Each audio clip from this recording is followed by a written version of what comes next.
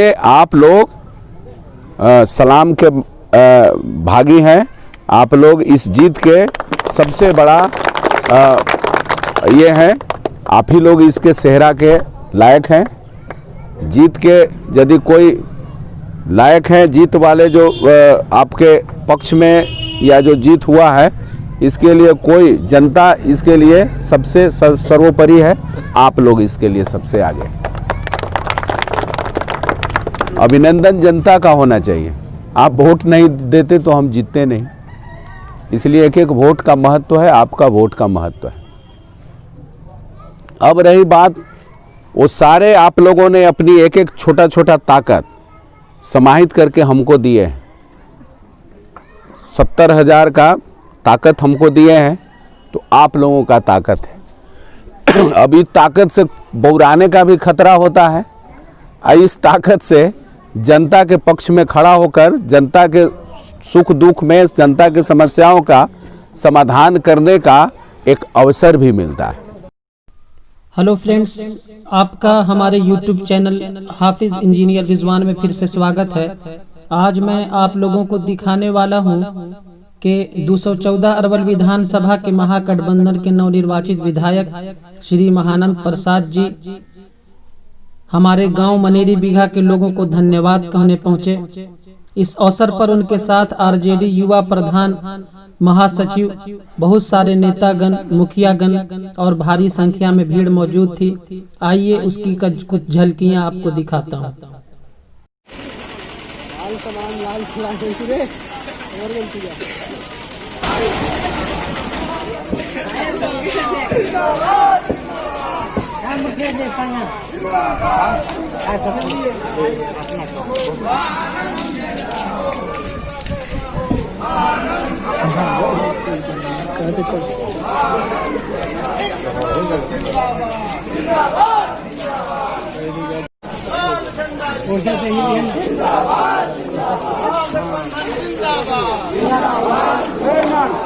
चल रहा है अरमान, आपका नेता हो।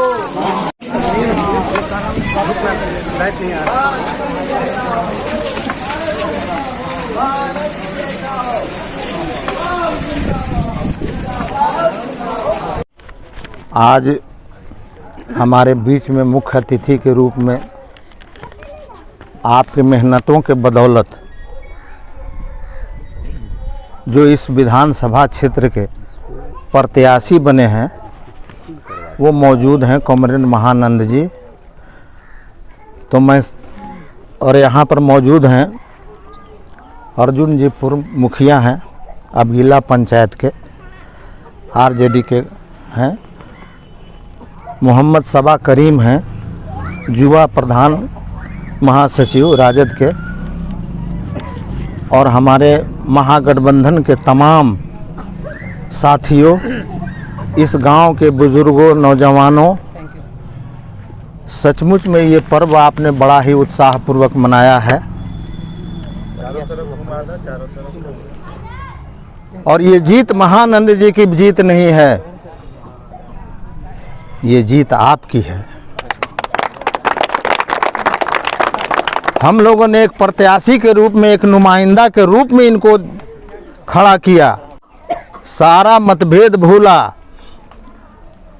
और देश में एक पूरे बिहार के अंदर में एक बदलाव की हवा जो चली, भले ही उसमें सेंधमारी लगा हो, लेकिन बदलाव की पूर्ण रूप से आवाज़ थी जनता के बीच में।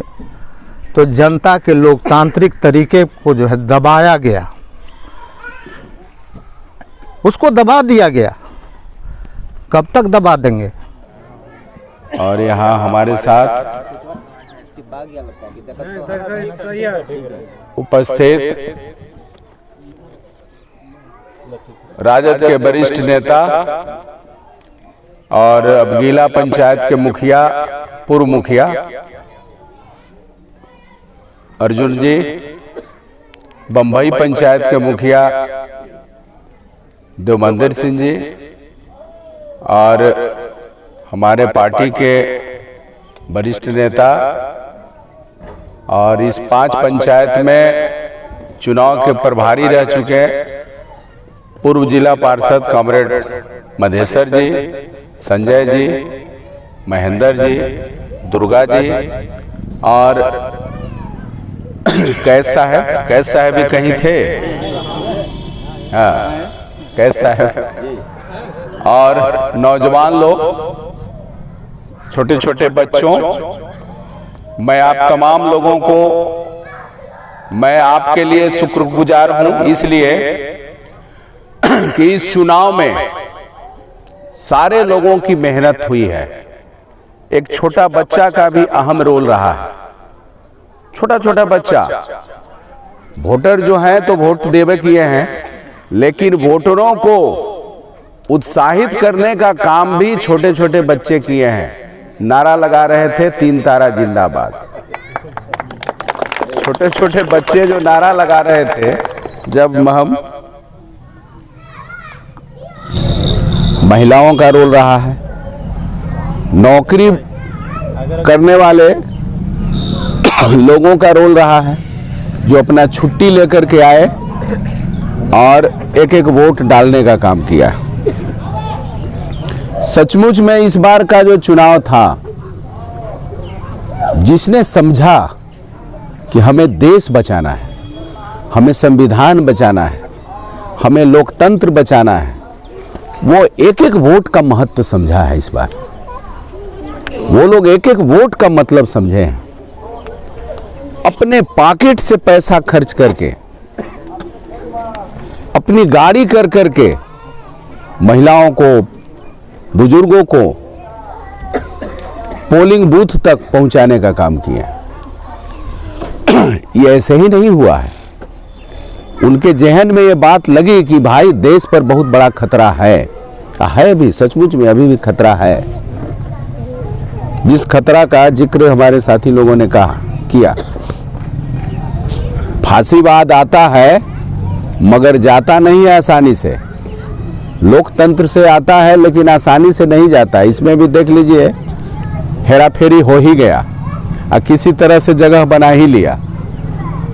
ये फांसीवादियों का ये तरीका रहता है और ये उसकी चालाकी रहती है, चालबाजी रहती है।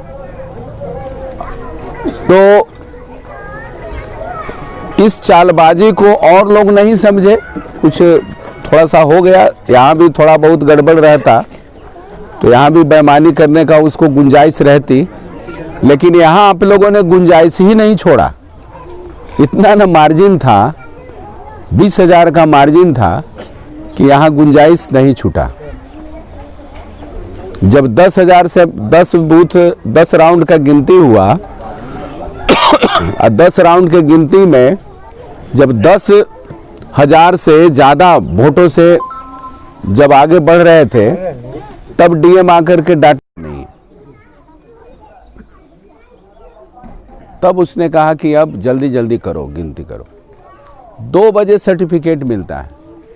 बताइए, सब जगह ये हो गया, हम लोगों को 2 बजे सर्टिफिकेट दिया जाता है। बड़ी कचोट करके उन लोगों को लगा कि छाती पर झंडा गड़ा गया है, सांप लौट रहा है, ऐसा स्थिति हुआ। उनको सर्टिफिकेट देने में लग रहा था कि कितना पीड़ा हो रहा था, वो मैं चेहरे का भाव देख रहा था। तो ऐसा नहीं है कि मैं समझता नहीं हूँ। अब उन लोगों के लिए बड़ा ये मुश्किल हो गया है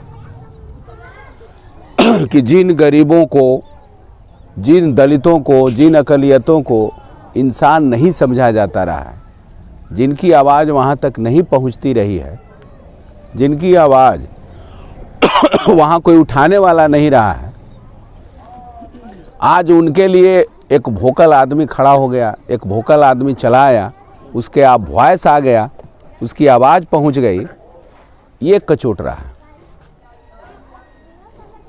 लेकिन हमने देखा, बड़ी खुशी हुई। हम तो यही चाहते हैं कि ना हम अत्याचार करेंगे और ना हम जुल्म सहेंगे, ना हम जुल्म करेंगे ना जुल्म सहेंगे। जुल्म करोगे तो उसका जवाब देंगे। यही तो हमारा गुनाह रहा है। हम लोगों का गुनाह यही रहा है कि भाई अत्याचार का टीट फॉर टैट हमें जवाब देते रहें। आप फूल दीजिएगा तो हम तलवार लेकर के खड़ा रहेंगे, ये हमारी बेवकूफ़ी होगी। आप फूल लेकर के आइएगा और हम तलवार लेकर खड़ा रहें, इससे बेवकूफ़ी और क्या होगी। आप फूल लेके आइएगा तो आपके लिए मैं कालीन बिछा दूंगा, मैं आपके लिए सोफा बिछा दूंगा, मैं आपके लिए शरीर बिछा दूंगा।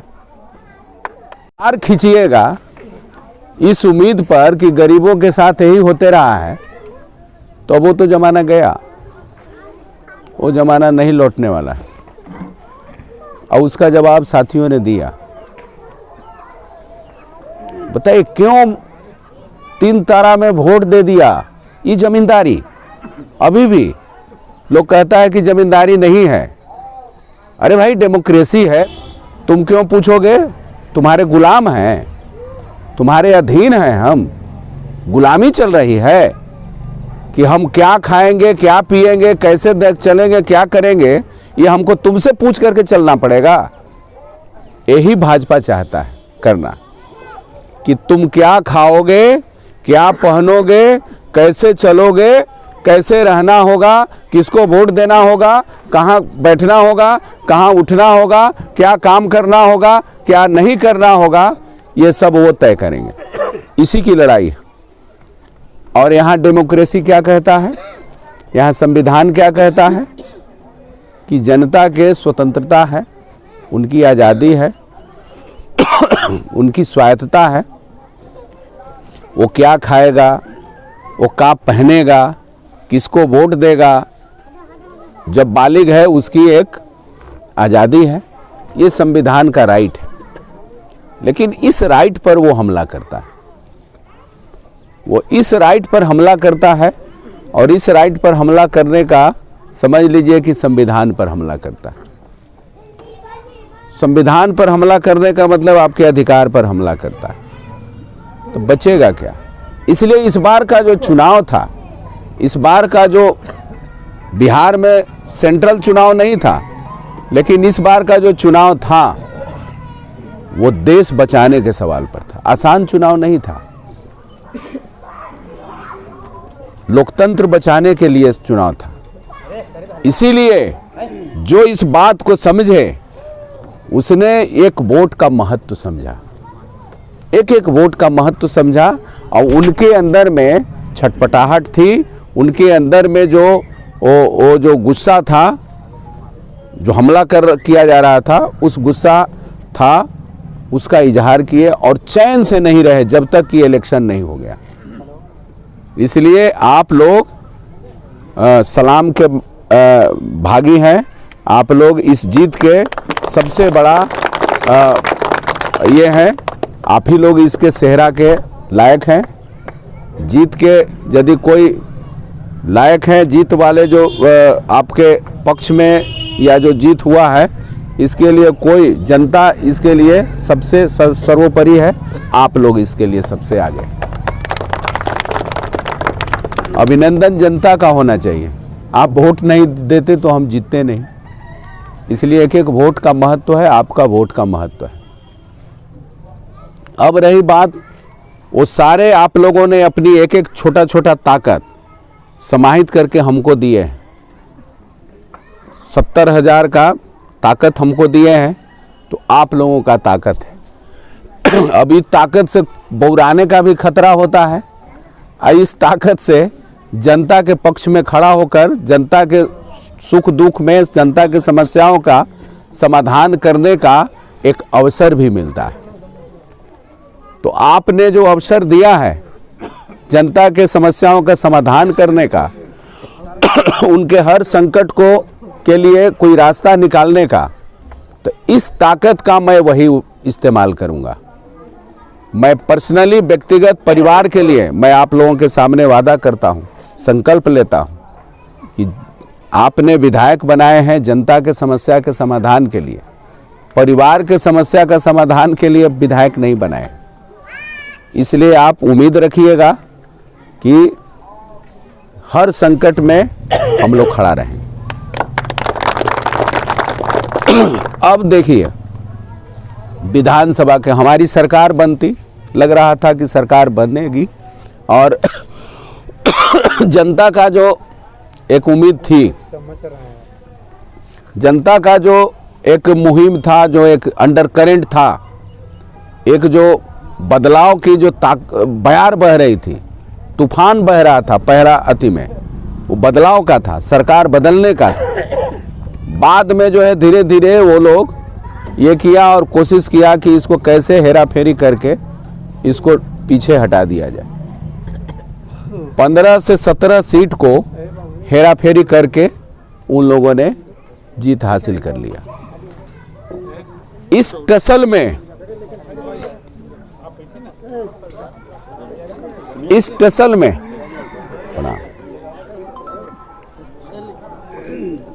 आ जाइए, इधर बैठिए, आ जाइए सर। छोटे छोटे बच्चे, थोड़ा सा गार्जियन का जगह दो बेटा।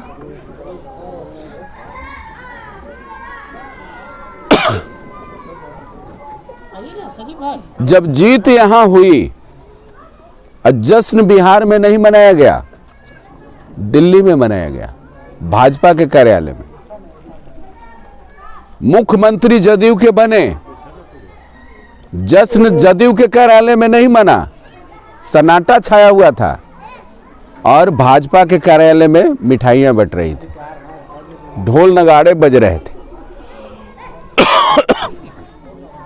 इस बात को भी समझिए। और सबसे ज्यादा इस बार नीतीश बाबू के किरकिरी हो गई। इतिहास में नीतीश कुमार, जो दलित गरीबों को, अति पिछड़ा को संगठित करने वाला नेता के रूप में माने जाते हैं, ऐसा ये नीतीश कुमार को इतिहास में शिखंडी और इतना बदनाम के रूप में, फांसीवादियों के सामने समर्पण करने वाले के रूप में माना जाएगा। इतिहास लिखेगा तो यही लिखेगा कि गरीबों को फंसा करके, एकजुट करके फांसीवादी ताकतों को आपने ताकत दिया, फांसीवादी पार्टी को ताकत दिया, उसको हर तरह से संवैधानिक ताकत दी और उस संवैधानिक ताकत के बल पर दलित, पिछड़ा और गरीबों के जो अधिकार थे उसका कत्ल कर दिया।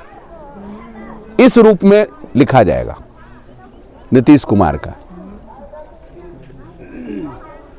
पासवान जी का भी लिखा, जो भी भाजपा के साथ सटे हुए हैं, जो भी भाजपा को मदद किया है, उसके इसी रूप में लिखा जाएगा। अरे आज तुम कर रहे एनआरसी और सबसे सर्टिफिकेट मांग रहे हो, कागज मांग रहे हो, और ये कह के कि मुसलमान लोगों को संकट है, हिंदू लोगों को चिंता नहीं है। भारी पैमाने पर गरीब लोगों के पास कोई कागज पत्र नहीं है, घर में जरूर जमीन में बसा रहता है, उनके पास क्या है? तो तुमको राज मिल गया तो सबसे सर्टिफिकेट मांग रहे हो, तो किसी से ये कर रहे हो, तो किसी ये कर रहे हो, देश में तबाह कर दिया। ऐसा भाजपा ऐसी ताकत है, जब जनता कष्ट में रहती है तो उसको आनंद आता है, उसको कलेजा ठंडाता है, कलेजा में सुकून मिलता है। ऐसा नेता लोग हैं। लेकिन हम लोग जो है जनता के संकटों के साथ खड़े रहते हैं। हमारी सरकार बनती तो 10 लाख रोजगार का सवाल, समान काम के समान वेतनमान का सवाल, संविदा कर्मियों को अस्थाई का सवाल, इसके बाद न्यूनतम वेतनमान का सवाल, किसानों के हर तरह का समस्या है, समस्या का समाधान, ये सब चीज़ हम लोग बड़ी तेज़ी से लागू करते हैं। लेकिन अभी सरकार नहीं बनी है, उन्हीं की बनी है, तो हमारा भी काम है, नेक टू नेक है। अब दोनों जो है आमने सामने है, दोनों सेना जो है ना, जब युद्ध में सामने आएगा तो दोनों सेना आमने सामने खड़ा है, तो ये कहना मुश्किल है कि युद्ध में कौन किसको पछाड़ देगा। एकदम बराबर का सेना है। 19-20 का मामला है, 19-20 में ज़्यादा अंतर नहीं होता है। ये 10-20 का मामला नहीं है, 15-20 का मामला नहीं है, समझे ना। विधानसभा में दबने वाले लोग नहीं गए हैं अबरी। इस बार सवाल किया जाएगा, पूछा जाएगा कि आप घोषणा पत्र में लिखते हैं 19 लाख रोजगार देंगे, तो ये जुमला कब तक चलेगा? 2 करोड़ वाला जुमला तो लोग भूलने वाले लोग सोचते हैं कि भूल गए हैं। कोई चीज़ भूलते नहीं हैं, याद रखती है जनता। और कोई थोड़ा सा भी आशा रहती है तो जनता भरोसा करती है कि हो सकता है ये आशा की किरण एक छोटा सा पहुंच रहा है, चलिए इस बार मौका दे दो, हो सकता है इस आशा के किरण के जरिए कुछ कर दे। उस हिसाब से मौका देती है जनता। लेकिन यदि एकदम पता चल जाएगा कि ये लोग झूठ बोलने वाले हैं, गड़बड़ करने वाले हैं, तो जनता समझ लीजिए लाठी उठा लेगी, सोटा उठा लेगी, गांव में घुसने नहीं देगी। कई गांवों में तो घुसने नहीं दिया, ये मौका आवेगा घुसने नहीं देगी। और वो चाहेंगे कि सेना के बल पर हम यहाँ कर देंगे, सत्ता चला लेंगे। तो इस बार सेना का रूप देख लिए होंगे, चुनाव में सेना का रूप इस बार देख लिए होंगे कि सरकार के खिलाफ बदलाव के पक्ष में सेना का भी रुख था। वो हम ही लोगों के बीच के बाल बच्चे हैं ना, उनका संकट क्या है वो लोग सब जान रहे हैं, झेल रहे हैं। तो तुम जनता के विरोध में खड़े रहोगे और हम लोग ताली पीटते रहेंगे, जय जयकार करते रहेंगे, मोदी मोदी करते रहेंगे, जय श्री राम करते रहेंगे, ये जब ज़्यादा दिन तक चलने वाला नहीं है। इसलिए साथियों, हम लोग विधानसभा में जो जिम्मेवारी दिए हैं, विधानसभा के लिए जिम्मेवारी दिए हैं। बाकी ये सब तो काम है ही, आपके साथ सुख दुख में है। अब परिवार हो गए हैं, बहुत बड़ा परिवार हो गया है, हम लोगों का बहुत बड़ा परिवार हो गया है। बड़ा अभी तो संयुक्त व्यवहारिक रूप में संयुक्त परिवार ढह रहे हैं, न्यूक्लियर परिवार चल रहा है, पति पत्नी और बेटा बच्चे, बस इतने तक, दादा दादी को भी नहीं पूछ रहा है, समझे ना। तो न्यूक्लियर परिवार से अलग हम लोगों का बहुत बड़ा बृहत्तर परिवार सामने आया है, जिसमें व्यापक लोग हैं। उन सारे लोगों के साथ हमारे सारे साथी को भी एकता बनाना है, उनके सुख दुख में खड़ा होना है। विधायक हर हमेशा नहीं जाएगा, कभी विधानसभा चलेगा, कभी कहाँ रहेंगे। अभी ये यहाँ खबर आई कि एक 10 साल का बच्चा मर गया, तो हम तो तुरंत वहाँ नहीं पहुँच जाएंगे। तो इसका फुलफिल हमारे वहाँ के साथी, हर जगह यूनिट है, हर जगह का ये है, उनको पूरा करना है। हर संकट हो तो तुरंत ये करें, कर रहे हैं, हमारे लोग करते हैं। जैसे ही यहाँ मामला आया, एक लड़का के कॉलर पकड़ लिया, क्यों वोट दे दिया, मारा पीटी हो गया, तुरंत हमारे साथी लोग पहुँचे वहाँ और उसको बुला के उसको घर पर हाथ जोड़ के माफ़ी मंगवाए। माफ़ी मांगो ना तो केस करेंगे, हालत ख़राब करवा देंगे, तुमको जेल जाना पड़ेगा। ये समझ लिया है बड़का रंगदारी। और कहोगे कि फिर कहोगे कि इसे माले वाला कर रहा है बदमाशी। इसीलिए मैं कह रहा हूं कि उसरी में एक सभा करके ये संदेश देना है कि बदमाशी कौन कर रहा है। लोग कहेगा कि माले वाला बदमाशी करता है, ये तुमको कहां से राइट हो गया है कि भाई कोई वोट देगा तो उसको कहेगा क्यों वोट दे दिया, क्यों वोट दे दिया। ये जमींदारी राज कहां से आ गया है। तो ये संदेश हमको देना है, और ये संदेश देने के लिए यहाँ एक बड़ी सभा करनी होगी अगल बगल के। एक तो ये है, इसके अलावे पूरे देश में ऐसा, उस समय भी हमने जिक्र किया था कि 3 ऐसा कानून लाया है, किसान के नाम पर आया है कि किसान को इसमें बड़ी भारी फायदा होगा, लेकिन ये 3 कानून में किसान, मजदूर, गरीब, आम जनता, सारे लोगों को परेशान करने वाला ये कानून है। 3 कानून में सबों को समेट लिया है और नाम दिया है कृषि कानून। कृषि कानून दिया है, इस कानून में सबों लोगों को समेट लिया है। नाम कृषि है, किसान के लिए केवल है, लेकिन आम लोगों को भी इसमें परेशानी का सबब बनना है। ये समझ लीजिए वो कानून है। उस कानून के वापसी के लिए जन दबाव बनाना जरूरी है। इस लॉकडाउन के दौरान पूरे साल भर लॉकडाउन ही रहा, अभी तक लॉकडाउन ही है। लॉकडाउन का ही असर चल रहा है, अभी नॉर्मल नहीं हुआ है, लॉकडाउन ही है। जनता अपना तरीके से नॉर्मल किए हुए अलग बात है लेकिन सरकार के तरफ से लॉकडाउन ही है। तो हम लोगों ने कहा कि साल भर लॉकडाउन के दौरान लोगों को आमदनी नहीं घट गई है, लोगों को नौकरी छूट गई है, लोगों का काम छूट गया है, पैसा कहां से लाएंगे। इसलिए 2020 का बिजली बिल माफ करना चाहिए। सरकार 2020 का बिजली बिल माफ करे पूरे साल भर का। और किसानों के सवाल को लेकर, अरवल के विकास के सवाल को लेकर, किसानों के धान की खरीदारी हो और कम से कम लागत का 1.5 गुना मूल्य उसको मिले, इसको लेकर के हम लोगों ने एक धरना का कार्यक्रम किया है। 26 तारीख को आम हड़ताल है पूरे देश भर में। तो हम आप लोगों से गुजारिश करूंगा कि आपके मुद्दे हैं। क्या मुद्दा है कि बिजली बिल माफ करो, कृषि ऋण माफ करो, साल भर का जो भी छोटा छोटा ऋण है वो सबको माफ करो। गरीब किसान के पास जो भी सरकारी से लेकर के जो भी ऋण है उसको माफ करो। बिजली बिल माफ करो साल भर का, जो दे दिए हैं सो उसको अगले साल में जोड़ो, साल भर का माफ करो। ये हम लोगों ने मांग किया है। और 3 जो कानून है, अभी आलू कैसे है, 40 रुपये कि 50 रुपये? 40 रुपये। अब प्याज 60 100, 60 से लेके 100 तक है। प्याज का रेंज हो गया 60 से 100 तक, आलू का रेंज हो गया 30 से 50 तक, 40 से 70 तक, मतलब नए का 70, नए का आलू 70 रुपये। कभी आप लोगों ने इतना महंगा आलू देखा है? आलू का इतना महंगा होते कभी देखा? कभी? क्यों हो गया ये मालूम है? एक कानून बना हुआ था 1955 में, आवश्यक वस्तु अधिनियम कानून,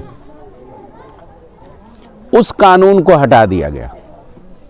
वो कानून अंकुश लगाता था आवश्यक वस्तुओं पर, जिसमें दलहन हुआ, तिलहन हुआ, आलू हुआ, प्याज हुआ, आवश्यक वस्तु जो जनता के लिए आवश्यक वस्तु है, उस पर मनमाना दाम नहीं लगा सकते, उसको स्टोर नहीं कर सकते, काला बाजारी नहीं कर सकते, नमक से लेकर के ये तक। वो कानून हट गया, तो कानून हट गया तो मनमानी शुरू। अब कोई रुकने वाला नहीं है। वही कानून को पुनर्बहाल करने के लिए वो धरना है कि वो कानून को पुनर्बहाल करो, जिससे आम जनता पर जो कालाबाजारी का, आम जनता पर महंगाई का, आम जनता पर अन्य तरह के जो बोझ पड़ रहे हैं, वो बोझ को कंट्रोल किया जा सके। ये सरकार जो है ना, मुट्ठी भर पूंजीपतियों के पक्ष में, आम जनता मरे धंसे क्या करे इसकी चिंता नहीं है। तो मान लीजिए कि विधानसभा में तो हम बोलेंगे ही, वो ताकत रहेगी ही, लेकिन आपकी भी ताकत रहेगी, सड़क पर भी आंदोलन होगा, तो विधानसभा में भी वो ताकत और दुगना हो जाएगा, समझ जाइए। एक ये है। दूसरा कानून बनाया है, ये आवश्यक वस्तु अधिनियम कानून, ये तो जान लिए, हटा दिया। दूसरा बनाया है कानून कि एमएसपी अब खत्म, न्यूनतम समर्थन मूल्य जो है, न्यूनतम समर्थन मूल्य जो है, आप देखिएगा कि सरकार तय करती है। धान खरीदने में 1850 ये है। इस बार देखिएगा अभी तक घोषणा नहीं किया है सरकार कि धान का मूल्य क्या होगा। अब फसल कटा रहा है, ढेर धान पिटाई हो गया है। उधर तो उत्तर बिहार में हम गए थे उस समय इलेक्शन में, तो उस समय जो है ना वो कटा पिटा गया था, पिटा रहा था, सब धान ये हो गया था। उधर पहले ही हो जाता है। इधर छूट के कटनी लगी हुई है, लेकिन धान का मूल्य अभी निर्धारण नहीं हुआ। सरकार कितना झूठ बोल रही थी से आपने देखा। सरकार कह रही थी कि हमने एमएसपी जो है ना, न्यूनतम समर्थन मूल्य जो है हमने तय कर दिया है। अरे तय कर देने से होगा? तुमने कानून हटा दिया। कानून हटा देगा तो अब धान नहीं खरीदाएगा, गेहूं नहीं खरीदाएगा, स्टोर नहीं होगा। तो स्टोर नहीं होगा तो लोगों का जो राशन मिलता था वो राशन बंद हो जाएगा। राशन नहीं देना है। एक साथ देखिए ये कानून से कितना लोगों को क्षति होने वाला है। ये 3 कानून कृषि के लिए हुआ है, किसान के नाम पर, कि जो 1955 का जो कानून बना हुआ था उसमें अब किसान भी स्टोर कर सकता है। आप भी जो आलू उपजाइए स्टोर कर लीजिए, जब महंगा हो तब बेचिए। ई कह करके ये कानून को हटाया गया। आपको भी धान हो तो स्टोर कर लीजिए और जब महंगा होवे तब बेचिए। आपका गेहूं जब होवे तब स्टोर कर लीजिए, उसको बचा के रखिए और जब महंगा होवे तब बेचिए। ऐसा किसान के लिए संभव है? बताइए। कहीं से ऐसा संभव नहीं। उसके पास न रहने का घर है, किसी तरह से तो बाल बच्चा के रखता है। कहाँ रखेगा? आलू होगा, बारिश हो जाएगा, सब बर्बाद हो जाएगा। इसलिए खेते में किसान बेच देते हैं। तो इसको फायदा किसके लिए? अब वो स्टोर करेगा, बड़े बड़े पूंजीपति के लिए है।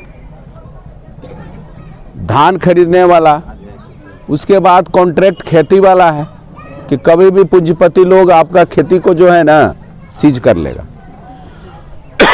तो ये चीजें कानून है, इसी को उलटना है। तो उलट जाएगा यदि जनता सड़क पर खड़ा हो जाएगी, आंदोलन करेगी। तो आंदोलन की शुरुआत करनी है हम लोगों को ज़्यादा से ज़्यादा संख्या में। देश बचाने के लिए आप लोग घर से, पॉकेट से एक एक पैसा, ठीक बोले मोइन साहब, करोड़पति बगल का खड़ा था, वो कहा कि बगल वाला काम देता कि महानंद काम देता। बगल वाला काम देता तो पते चल गया कि तुरंत कालरे पकड़ने लगा। बगल वाला काम देता तो किसको काम देता? कालर पकड़ने वाला के काम देता कि जिसका कालर पकड़ाया है उसका काम देता। बगल वाला जो है वो कालर पकड़ने वाला के काम देता कि जिसका कालर पकड़ाया है उसको काम देता। ये तो साफ हो गया कि कालर पकड़ने वाला के काम देता, बेचारा गरीब के का काम देता। इसलिए बगल में करोड़पति खड़ा थे, हम लोग आप लोगों से चंदा ले करके सहयोग करके आपने चुनाव जिताया। ये बड़ी जीत है, ये जनता की जीत है, ये आपकी जीत है। ये भूखे प्यासे दिन रात मेहनत करके सारे लोग लग करके आप लोगों ने चुनाव को सफल बनाया है। दिन को दिन नहीं, रात को रात नहीं समझा है, तब इतनी बड़ी जीत हुई है। साधारण बात नहीं है। एक एक कार्यकर्ता, सारे लोग लग करके ये सब किया है। इसलिए साथियों, इस टेम्पो को बनाए रखना है। ठीक है कि एकता बनी है, यहाँ पर एक बड़ी एकता बनी है, ये एकता को कायम रखना है। इस एकता को और मजबूत करना है और देश को बनाने के लिए, देश को निर्माण के लिए, संविधान बचाने के लिए, अपने हक अधिकार के लिए इस एकता की और ज़रूरत है, बल्कि इसको और आगे बढ़ाने की ज़रूरत है। हमारे लिए सारे लोगों को एकजुट करने की ज़रूरत है। हम समझते हैं कि इसी बात के साथ हम लोग चलेंगे और जब कभी भी कोई संकट हो, किसी तरह की समस्या हो, हम लोग मिल बैठ करके हल कर लेंगे। इसको हम लोग ज़्यादा तूल देने के बजाय हम लोग आपस में मिल बैठ करके हल करेंगे।